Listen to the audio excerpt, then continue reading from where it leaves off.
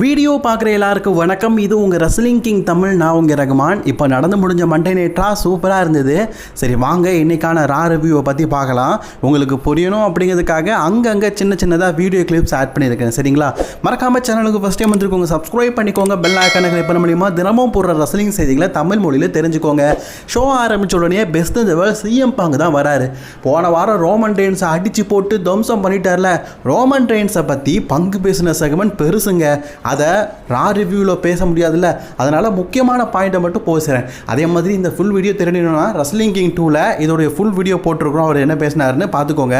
Bunk என்ன சொல்கிறாருன்னா, போன வாரம் இதே இடத்துல தான் ரோமன் ரெயின்ஸை தூக்கி போட்டு மிதித்தேன். ரோமன் ரெயின்ஸ் இப்போ வீட்டில் நான் பேசுகிறதெல்லாம் கேட்டுக்கிட்டு இருப்பான்.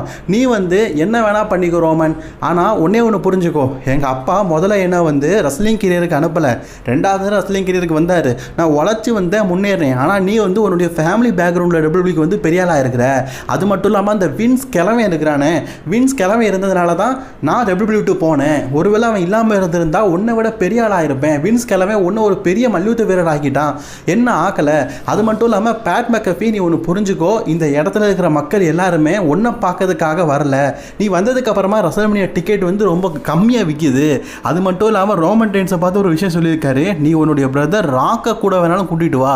ராக்கு முன்னாடி தான் மிகப்பெரிய ஹாலிவுட் சூப்பர் ஸ்டார், ஆனால் இப்போ அவனுக்கான மார்க்கெட்டிங் குறைஞ்சிருச்சு. இப்போ அவன் ஒரு மிகப்பெரிய ஹாலிவுட் சூப்பர் ஸ்டார் கிடையாது. இதெல்லாம் பேசுனது மட்டும் இல்லாமல் இன்னொரு விஷயத்த பேசியிருப்பார். அதாவது டிகேவே குரூப்ஸை பார்த்து, டிகேவே குரூப்ஸ் நீங்கள் ரெஸ்ல்மேனியாவுக்கு அதிகப்படியான டிக்கெட்டை விற்கணும்னு நினைக்கிறீங்க, ஆனால் மக்கள் எல்லாருமே என்ன பார்க்கறதுக்காக தான் வராங்க. இதுக்கும் மேலே மக்கள் வரணும்னு நினச்சிங்கன்னா டிக்கெட் ரேட்டை கம்மி பண்ணுங்கடா. டிக்கெட் ரேட்டை கொள்ள ரேட்டுக்கு விற்றீங்கன்னா மக்கள் எல்லாரும் எப்படி ரெஸ்ல்மேனியா டிக்கெட்டை வாங்கிறதுக்கு வருவாங்க அப்படிங்கிற மாதிரி பங்கமாக பேசியிருக்காரு. நான் இப்போ அதில் பேசின சில வார்த்தைகளை மட்டும் தான் சொன்னேன். அப்போது ஃபுல் வீடியோ எப்படி இருக்கும் அப்படிங்கிறத கொஞ்சம் யோசிச்சு பாருங்கள். ஸோ மறக்காமல் பங்கு பேசின வீடியோவை இந்த வீடியோ பார்த்து முடிச்சதுக்கப்புறம் எண்ட் ஸ்கிரீனில் கொடுக்குறேன், செக் பண்ணி பார்த்துக்கோங்க.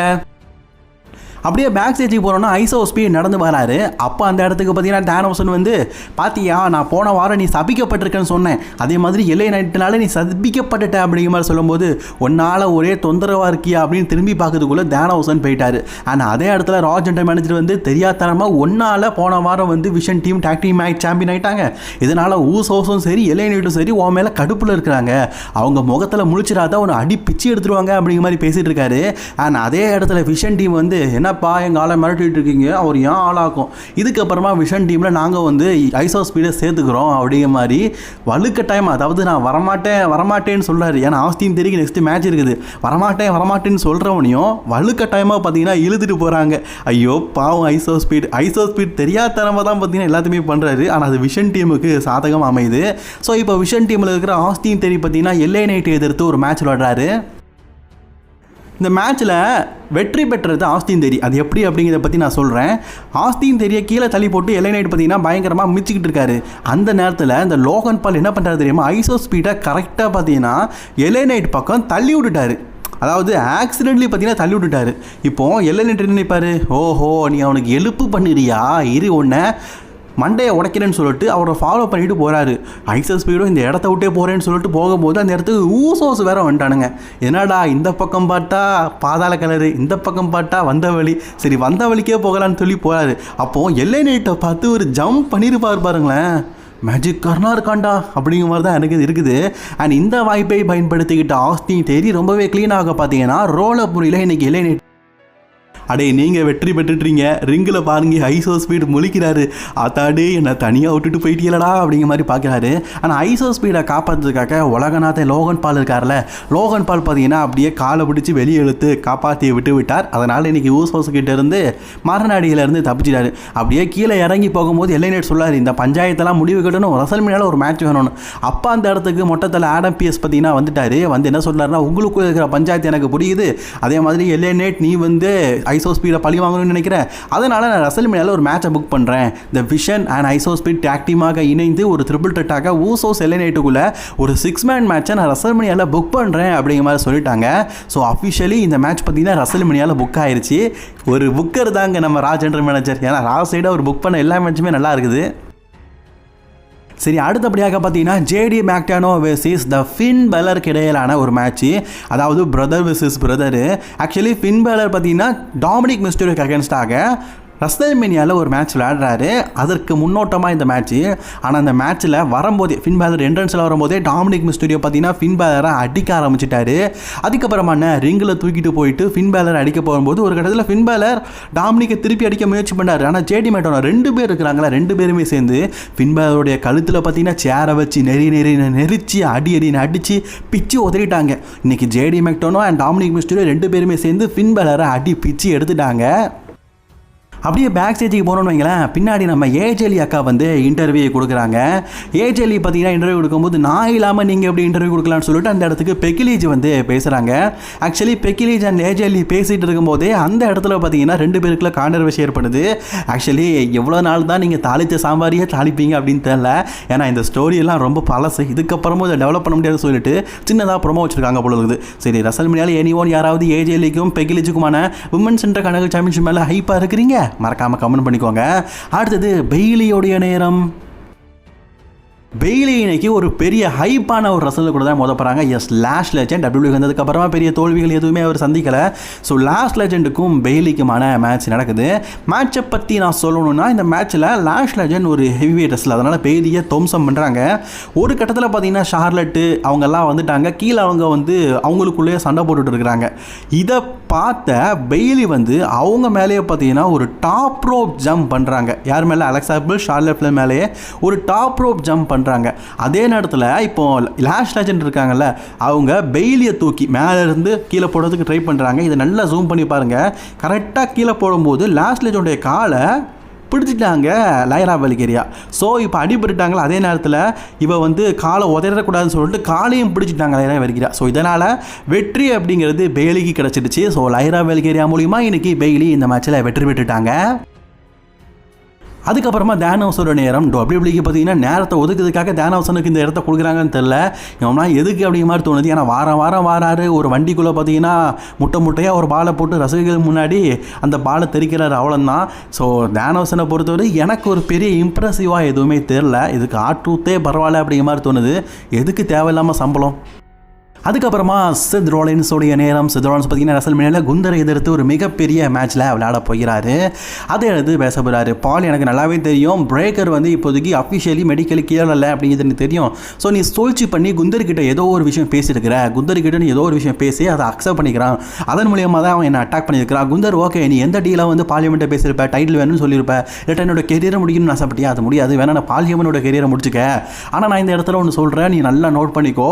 நான் வந்து ரசல்மேனியாவில் இறக்கம் காட்ட மாட்டேன், உன்னை நான் பீட் பண்ணுவேன் அப்படின்னு பேசிட்டு இருக்கும்போதே செத் ரோலின்ஸோடைய கழுத்தை குறி வச்சு குந்தர் வந்து அட்டாக் பண்ண முயற்சி பண்ணுறாரு. ஆனால் அதை வந்து செத் ரோலின்ஸ் திருப்பி போடுறாரு. நீங்களே பார்த்துருப்பீங்க, அந்த சின்ன வீடியோ கிளிப்ஸாக காட்டியிருப்பேன்.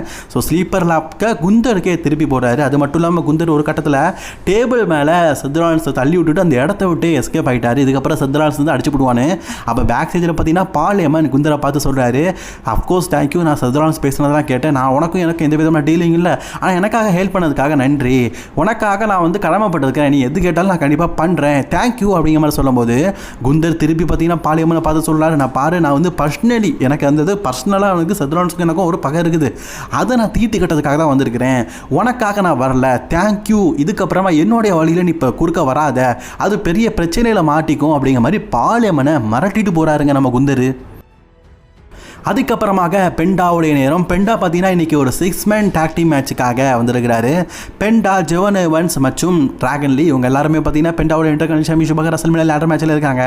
அண்ட் இதே நேரத்தில் பார்த்தீங்கன்னா பேக் ஸ்டேஜில் ஒரு ப்ரோமோ போடுறாங்க. அதில் ஒரு 6 பெண்கள் ஒரு ஆண் அப்படியே பார்த்தீங்கன்னா குழுன்னு ஆட்டிகிட்டு இருக்காங்க. எதை ஆட்டிகிட்டு இருக்காங்கன்னு தெரில. இது ஒரு ப்ரோமோவாக காட்டுறாங்க. ஆக்சுவலி எதுக்கு இந்த ப்ரோமோ அப்படின்னு தான் தெரில. ஏன் எது அப்படிங்கிறத கூடிய சீக்கிரம் தெரிவிப்பாங்க அப்படிங்கிறத வெயிட் பண்ணி பார்க்கலாம். ஸோ இதை பார்க்கும்போது உங்களுக்கு என்ன தோணுது மறக்காம கமெண்ட் பண்ணிக்கோங்க. அண்ட் அதுக்கப்புறமா பார்த்தீங்கன்னா இந்த 6 மேன் மேட்ச் ஆப்போசிட் ஆப்பனண்ட் யார் தெரியுமா? லாஸ் அமெரிக்கானோஸ். எஸ், லாஸ் அமெரிக்கான்ஸில் இருக்கிற எல் கிராண்டே அமெரிக்கானோ, பொரானோ அமெரிக்கானோ மற்றும் ராய் அமெரிக்கானோ இவங்களுக்குள்ள ஒரு 6 man tag team match. Actually இதில் எல் கிராண்ட் அமெரிக்கானோட டான்ஸுக்கு நான் அடிமைங்க, சூப்பராக டான்ஸ் ஆடுறாங்களே. அண்ட் ஃபைனலி பார்த்தீங்கன்னா இந்த மேட்ச்சில் ஜெவன் எவன்ஸ் அவருடைய ஓஜி கட்டரை போட்டு ஃபைனலி இந்த மேட்ச்சில் வெற்றி பெற்றது ஃபேஸ் 10 டீம் வெற்றி பெற்றுட்டாங்க. சரி, இதோட முடிஞ்சிருச்சுன்னு பார்த்தா அந்த இடத்துல தான் ஒரு சர்ப்ரைஸ். எஸ் காய்ஸ், ரேமஸ் ஸ்டேடியோ இந்த இடத்துக்கு வந்திருக்காரு. உனக்கு தான் ரிப்போர்ட் உடஞ்சிட்டலாம் கேட்டீங்கன்னா, மெடிக்கலி நான் இப்போ கியூர் ஆகிட்டேன்னு சொல்லார். நீ முன்னக்குட்டியே வந்திருந்தேன்னா குந்தர் கூட விளையாடி இருக்கலாம் ஐயா. இன்னையா சரி, குந்தர் கூட போதுனா ரசல்மனியா கெரியர் முடிஞ்சிடும். ஸோ அதனால் பார்த்தீங்கன்னா கொஞ்சம் லேட்டாக வர போல இருக்குது. இப்போ என்ன சொல்லார்னா, பென்டா நீ இன்டர் கணக்கு சாம்பியன் ஆசமாக உன்னோட டைட்டில் டிஃபெண்ட் பண்ணியிருக்கேன், எனக்கு ரொம்ப பெருமையாக இருக்குது. ரசல்மனியாவில் நீ 6 மேன் வந்து உன்னுடைய லேடர் மேட்சை டிஃபெண்ட் பண்ணுறியா அப்படின்னு கேட்கும்போது அது ஓகேன்னு சொல்லார். சரி, அந்த 6வது நபர் யாருன்னு கேட்கும்போது நான் வந்து இந்த 6வது மேட்ச்சில் பங்கேற்கிறேன். ரசல்மனியா லாஸ்ட் இயர் மிஸ் பண்ணிட்டேன், இந்த வருஷம் மிஸ் பண்ணக்கூடாது. ஸோ நானும் இந்த லேடர் மேட்சில் இருக்கிறேன் அப்படிங்கிற மாதிரி சொல்ல பென்டாவும் அக்செப்ட் பண்ணிட்டாரு. ஸோ ரேமஸ் ஸ்டேடியோ இந்த மேட்ச்சில் ஆட் ஆகிட்டாரு. ஸோ 3 மாஸ்க் ரெஸ்லர்ஸ், 6 பேரில் 3 மாஸ்க் ரெஸ்லர்ஸ் இந்த இன்டர்கனெக்ட் சாம்பியன்ஷிப்பாக இருக்கிறாங்க. இது அஃபிஷியல் ஆகிட்டு அண்ட் ரசல்மனியாவில் பார்த்தீங்கன்னா WWE officially 6 man tag team match the Vision and ஐசோ ஸ்பீட் LA நைட் அண்ட் ஊசோஸ்குள்ள ஒரு 6 மேன் டாக் டீம் மேட்சை அஃபிஷியலி ரசல்மனியா வேகாஸ்க்காக கன்ஃபார்ம் பண்ணிட்டாங்க. அதுக்கப்புறமா மாமி அண்ட் டாமி, எஸ் Rhea Ripley and Iyo Sky 2 பேருமே டாக் டீமாக இணைந்து பி ஃபார்மேஷனுக்கு எதிராக ஒரு மேட்ச் விளாடுறாங்க. பி ஃபார்மேஷன் கூடவே பார்த்தீங்கன்னா ஜேடுகார்களுக்கு வராங்க. ஜேடுகார்களுக்கு அக்காவுக்கு சொக்காயை பாருங்களேன், எம்மாம் பெருசாக இருக்குதுல்ல, இது எதுக்கு பஃபூன் மாதிரி. சரி, இந்த மேட்ச் சூப்பராக போகுது. இந்த மேட்ச்சில் பார்த்தீங்கன்னா ஒரு கட்டத்தில் ரோலப் ஐயோ ஸ்காய் வந்து வெற்றி பெற்றுட்டாங்க. ஸோ வெற்றி பெற்றது ரியா ரிப்ளே அண்ட் ஐயோ ஸ்காய் தான். முடிஞ்சதுக்கப்புறமா ஜேடுகார்கள் வந்து பயங்கரமாக பார்த்தீங்கன்னா ஐயோ ஸ்காய் அட்டாக் பண்ணுறாங்க. ஒரு கட்டத்தில் ரியா ரிப்ளே தடுக்கலாம் பார்த்தாலும் ரியா ரிப்ளே ஒரு சைடு பனிஷ் பண்ணி கெட்டி போட்டுட்டாங்க. அதாவது அந்த ரிங்கு சைடில் பார்த்தீங்கன்னா அப்படி கார்னரில் பிடிச்சி வச்சுட்டாங்க. இப்போ ஜேடுகார்கள் என்ன பண்ணுறாங்கன்னா, முன்னாடியே உன் ஃப்ரெண்டை வந்து அடிக்கிறேன் பாருன்னு சொல்லிட்டு அந்த ஸ்ட்ரிக்கை வச்சு பயங்கரம் அந்த பாஷா பாரு அதே செக்மெண்ட் தான் அப்படியே அடிக்கிறாங்க. ஸோ நான் ஃப்ரெண்டு அடி வாங்குறத பார்த்துக்கிட்டே இருக்கிறாங்க. கடைசியில் பார்த்தீங்கன்னா அந்த இடத்த விட்டு போயிட்டாங்க. அதுக்கப்புறமா தான் பார்த்தீங்கன்னா ரியா ரிப்ளே வந்து தான் ஃப்ரெண்டை பார்க்குறாங்க, அடிபட்டு சத்து கிடக்குறா, சாரிம்மா தெரியாமல் பட்டுடுச்சுமா அப்படிங்கிற மாதிரி தான் ஃப்ரெண்டை பார்த்து பாச மலரில் பேசிக்கிட்டு இருக்காங்க. அண்ட் அஃபிஷியலி WWE பார்த்தீங்கன்னா லேடர் மேட்சுக்காக இன்டர்கான்டினென்டல் சாம்பியன்ஷிப்பை ஒரு 6 மேன் டாக் டீம் மேட்சாக கன்ஃபார்ம் பண்ணியிருக்கிறாங்க. இது உங்கள் எல்லாருக்குமே தெரிஞ்ச விஷயம் தான். அது அஃபிஷியலி போஸ்டராகவே போட்டுட்டாங்க. அதுக்கப்புறமா ஃபின் பேலர் இன்றைக்கி நடந்த விஷயம் மட்டும் இல்லை, இதுக்கு முன்னாடி டாமினிக் மிஸ்டீரியோ எல்லாமே பண்ணதெல்லாம் பற்றி பேசிக்கிட்டு இருக்காரு. ஆனால் அவர் இருட்டறையில் முரட்டுக்குத்து மாதிரி பேசிகிட்டு இருக்காரு. எஸ், அந்த முரட்டுக்குத்து வேறு யாருக்குமே இல்லை, டாமினிக் தான்.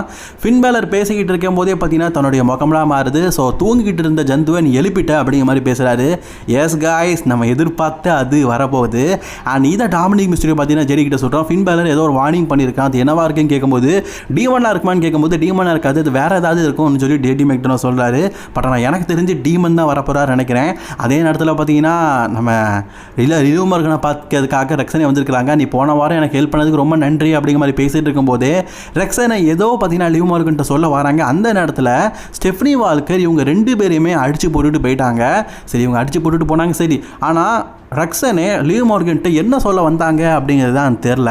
ஆரம்பிச்சோடனே ட்ரிபிள் ஹைச் வராரு. Triple H Brock Lesnar versus Oba ஃபெமுடைய மேட்சை ப்ரொமோட் பண்ணதுக்காக வந்திருக்காரு. அப்போ அதை எந்த அளவுக்கு ஹைப்பில் வச்சுருக்காங்கன்னு பாருங்கள்.